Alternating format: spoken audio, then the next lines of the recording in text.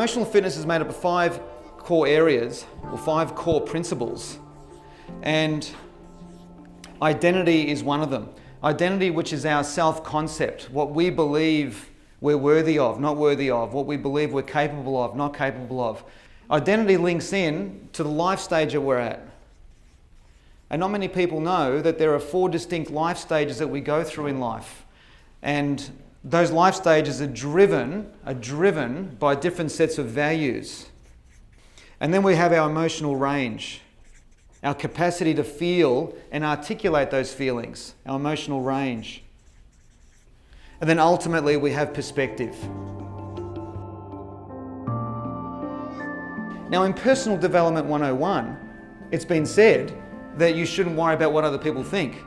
Can I tell you that that's an absolute myth? Like, there is no human being that exists who is not worried. Like, you're not being honest with yourself if you're walking around saying, I don't care what people think.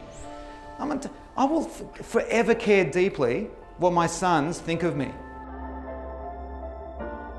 So we all come to a point where we move into this other world called a meaning-driven world. And in that meaning-driven world, the focus becomes about giving. Not to the detriment of self, but giving where we're still getting and we've still got some opinions or thoughts on what other people think, but we're not as sensitive to this. We're more focused on others. The human condition has always been wired to serve. Values are ultimately what our priorities are in life, what we care for, where we're most organised, what we will find the time, the energy, the money and the effort to make happen. That's our values, our emotional compass. It's like the person who's got family values, genuine family values. A woman or a man who's dedicated to their family. But for whatever reason, their significance is not being met in that, what we call in human behaviour, in that vehicle. So a vehicle, unlike, I'm not talking about cars and trams, a vehicle in human behaviour is that relationships are vehicles for us to meet our needs. Hobbies are a vehicle for us to meet our needs.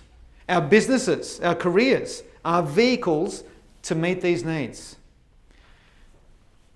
A person who's in a vehicle of relationship, who's genuinely, say, got family values and has a family, but over the years their significance has been rotten away down to nothing, they will override their values if somebody else on the outside of that unit, if somebody else gives them significance, they'll go to where that significance is.